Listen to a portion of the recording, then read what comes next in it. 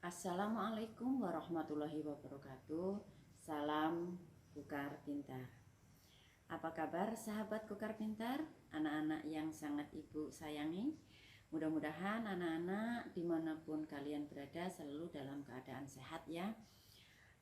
Kita berdoa semoga kita semua bisa menjalankan pembelajaran dimanapun kita berada. Anak-anak, hari ini berjumpa dengan pembelajaran Bahasa Indonesia bersama saya, Ibu Ranem dari SMP Negeri 1 Tenggarong Seberang. Hari ini kita mempelajari materi kelas 8 ya, melanjutkan pertemuan yang terdahulu yaitu masih di bab 3, teks eksposisi. Ini merupakan pertemuan yang keempat. Baiklah anak-anak, buku yang kita gunakan masih tetap yaitu buku Bahasa Indonesia Kurikulum 2013 revisi tahun 2017 yang berwarna hijau ya. Nah, di sana kita akan mempelajari struktur dan ciri kebahasaan teks eksposisi. Di buku kalian ada di halaman 75. Baiklah anak-anak, tujuan pembelajaran kita kali ini adalah setelah proses pembelajaran ini berakhir, diharapkan anak-anak nanti dapat menentukan bagian-bagian struktur teks eksposisi. Yang kedua, anak-anak nanti diharapkan mampu menentukan alasan pemilihan struktur teks eksposisi. Dan yang ketiga, kalian nanti diharapkan mampu menentukan kaidah kebahasaan dalam teks eksposisi. Baiklah anak-anak, Ibu ingin mendengar pendapat kalian dulu terkait pembelajaran terdahulu, yaitu di pertemuan sebelumnya, pertemuan ketiga. Apakah kalian masih ingat apa yang dimaksud dengan gagasan umum? Apa itu fakta? Dan apa yang dimaksud dengan pendapat? Baiklah anak-anak, kita akan mengingat kembali materi yang terdahulu ya. Ternyata gagasan umum adalah gagasan yang menjadi dasar pengembangan paragraf. Sedangkan fakta itu adalah kenyataan yang bersifat faktual atau objektif ya. Dan yang terakhir, pendapat adalah gagasan atau pemikiran yang bersifat subjektif. Jadi intinya kalau fakta itu bersifat objektif, kalau pendapat itu bersifat subjektif. Kalau fakta itu ada datanya, bisa dipertanggungjawabkan. Kalau pendapat itu belum tentu fakta, belum tentu bisa dipertanggungjawabkan karena sifatnya masih subjektif. Nah, pendapat ini nanti kalau bisa dibuktikan, maka pendapat itu bisa berubah menjadi fakta. Baiklah anak-anak, kita masuk ke pembelajaran inti hari ini yaitu struktur teks eksposisi. Struktur teks eksposisi itu yang pertama ada tesis. Apa anak-anak? Tesis ya. Yang kedua ada rangkaian argumen dan yang ketiga ada penegasan ulang. Baiklah anak-anak, kita akan bahas satu persatu. Apa yang dimaksud dengan tesis? Ya, tesis yakni berupa pengenalan isi, masalah ataupun pandangan penulis secara umum tentang topik yang akan dibahas. Kemudian rangkaian argumen itu sejumlah pendapat atau argumen penulis sebagai penjelasan tesis yang dikemukakan sebelumnya. Dan yang terakhir penegasan ulang. Apa itu penegasan ulang? Penegasan ulang itu perumusan kembali secara ringkas. Disebut juga dengan penutup atau simpulan. Ya, sudah paham anak-anak tentang struktur teks eksposisi? Baik, kita lanjut ya. Nah, perhatikan ada bagan, ini ada di buku kalian juga ya. Di sana ada tesis. Nah, tesis itu ada isu, ada atau permasalahan atau pandangan umum penulis. Kemudian ada rangkaian argumen. Rangkaian argumen itu berupa pendapat-pendapat dari penulis itu yang disertai oleh fakta-fakta. Tentunya kalau kita punya pendapat, supaya pendapat kita itu dipercaya, diterima oleh orang lain, maka kita harus mencantumkan atau memperkuat fakta yang berkaitan dengan pendapat kita. Kemudian ada penegasan ulang. Di dalam penegasan ulang itu merupakan atau ada simpulan atau rangkuman dari yang dipaparkan sebelumnya. Baik anak-anak, tabel ini ada di buku kalian, di buku siswa halaman 76. Baik, mari kita lihat dari wacana yang ada di buku kalian itu tesisnya bisa berupa kalimat ini ya. Jika pemerintah tidak cepat bertindak dalam 10 tahun mendatang, hutan Sumatera akan musnah dan diikuti oleh musnahnya hutan Kalimantan. Bagian itu disebut tesis karena mengenalkan permasalahan utama, kemungkinan musnahnya hutan. Bagian itulah yang kemudian menjadi fokus utama pembahasan teks tersebut. Kemudian bagian rangkaian argumen. Dari teks yang ada di buku kalian, maka rangkaian argumennya adalah ini, paragraf ini.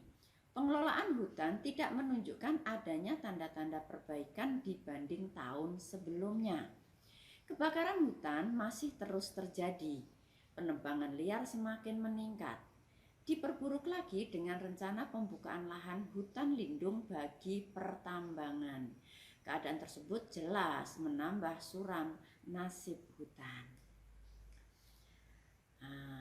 Analisis rangkaian argumennya bagaimana? Nah, kita lihat. Di sana ada kalimat pengelolaan hutan tidak menunjukkan tanda-tanda perbaikan dibanding tahun sebelumnya. Untuk memperkuat argumen pertama ya, untuk memperkuat ide pengarang tadi ya. Kemudian ditambah lagi, justru sebaliknya cenderung semakin memburuk. Kebakaran hutan masih terus terjadi, penebangan hutan semakin meningkat. Diperburuk lagi dengan rencana pembukaan hutan lindung bagi pertambangan. Nah, keadaan tersebut menambah suram hutan. Nah, anak-anak, bagian penegasan ulang, nah, di sini ada kalimat atau paragraf yang berbunyi, rupanya kedua masalah itu belum cukup. Pemerintah menambah rencana pembukaan kawasan hutan lindung untuk areal pertambangan. Kebijakan tersebut jelas semakin menyempurnakan penderitaan hutan Indonesia. Nah, paragraf tersebut merupakan simpulan dari paparan sebelumnya yang ditandai dengan kata nih. Kedua masalah itu belum cukup. Kebijakan tersebut jelas semakin apa? Semakin menyempurnakan derita hutan Indonesia. Baiklah anak-anak, kita akan lanjutkan ke ciri kebahasaan teks eksposisi. Kaidah kebahasaannya ini nanti punya bagian ya. Punya bagian. Yang pertama apa? Coba kita lihat. Ada kata teknis. Yang kedua ada konjungsi kausalitas. Yang ketiga ada kata kerja mental. Yang keempat ada kata perujukan. Dan yang kelima ada kata persuasif. Yuk kita bahas satu persatu ciri kebahasaan teks eksposisi ini ya. Yang pertama kata teknis. Apa itu kata teknis? Kata teknis itu menggunakan di dalam teks eksposisi menggunakan kata-kata teknis atau peristilahan yang berkenaan dengan topik yang dibahas. Dengan topik kehutanan yang menjadi fokus pembahasannya adalah istilah-istilah yang muncul dalam teks tersebut adalah ada kata penebangan liar, hutan lindung, hutan alam, hutan rawa gambut, dan sektor kehutanan. Jadi ini adalah kata-kata ciri khas tentang hutan. Nah, ciri kata-kata yang menunjukkan ciri tertentu satu bidang itu namanya kata teknis. Kemudian yang kedua konjungsi kausalitas. Ya, menggunakan kata-kata yang menunjukkan hubungan argumentasi atau kausalitas. Misalnya ada kata jika, sebab, karena, dengan demikian, akibatnya, oleh karena itu. Ya. Selain itu, dapat pula digunakan kata-kata yang menyatakan hubungan kronologis atau keterangan waktu, ataupun kata-kata yang menyatakan perbandingan atau pertentangan seperti sebelum itu, kemudian, pada akhirnya, sebaliknya, berbeda halnya, namun. Nah, sini ya, itu namanya konjungsi kausalitas. Hal ya, dua hal itu bisa karena hubungan saya punya pendapat, argumentasinya ini, kemudian ada keterangan waktu atau kronologis ya. Setelah ini kemudian sebelumnya akhirnya begitu. Itu menyatakan keterangan waktu secara kronologis gitu ya. Kita lanjutkan. Yang ketiga adalah kata kerja mental. Menggunakan kata-kata kerja mental atau mental verba seperti diharapkan, memprihatinkan, memperkirakan, mengagumkan, menduga, berpendapat, berasumsi, dan menyimpulkan. Nah, kata kerja mental itu adalah kata kerja atau verba, mental verba, tetapi tidak jelas terwujud. Beda dengan kalau saya menendang bola misalnya, memegang pulpen misalnya. Ketika saya memegang itu kelihatan, tetapi ketika saya mengharapkan, diharapkan, ini pekerjaan tetapi tidak terwujud. Inilah yang disebut kata kerja mental. Kita lanjutkan ke kata perujukan. Menggunakan kata-kata perujukan seperti berdasarkan data, merujuk pada pendapat. Artinya, ketika kita akan mengemukakan sebuah argumentasi, merujuk pada apa? Gitu ya. Atau berdasarkan pendapat siapa, kemudian diungkapkanlah pendapat kita sendiri. Selanjutnya adalah kata persuasif. Nah, menggunakan kata-kata persuasif seperti hendaklah, sebaiknya, diharapkan, perlu, harus. Selain itu, teks eksposisi lebih sering menggunakan kata-kata denotatif atau denotasi ya, yakni kata yang bermakna sebenarnya. Kata itu belum mengalami perubahan atau penambahan makna. Baiklah anak-anak, kita akan memperdalam makna denotasi dan makna konotasi. Perhatikan tabel berikut. Tabel ini ada di buku kalian ya, halaman 81. Kita lihat, ada makna denotasi, di sebelah kanan ada makna konotasi.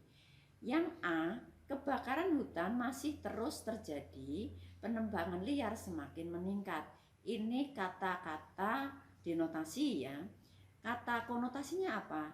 Daerah yang dijadikan tempat demonstrasi itu kini seolah-olah menjadi lautan manusia. Lautan manusia, lautan itu kan air. Karena banyaknya orang dikatakan lautan manusia. Nah, kata lautan manusia di dalam kalimat ini mengandung makna konotasi.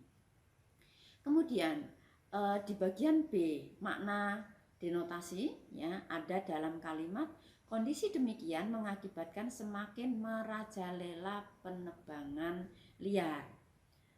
Kemudian ada kalimat yang sebelah kanan, matanya tiba-tiba menjadi liar. Matanya menjadi liar. Begitu melihat ibu-ibu yang mengenakan banyak perhiasan. Bayangkan kalau ada orang melihat ibu-ibu menggunakan banyak perhiasan, matanya menjadi liar. Yang dimaksud liar itu apa? Matanya, karena melihat, mata kita punya keinginan. Keinginan tertuju kepada perhiasan ibu-ibu itu.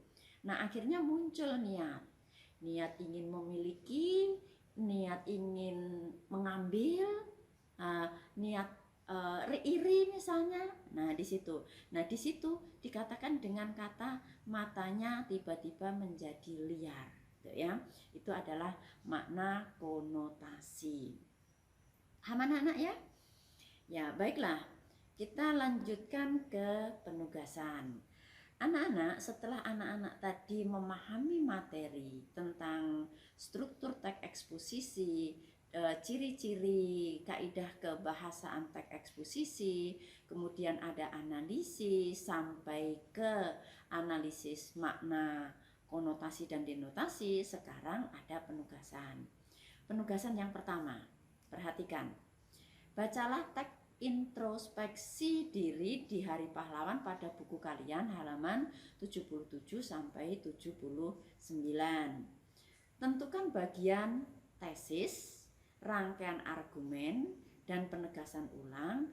Jangan lupa diberi alasan. Sertakan alasanmu.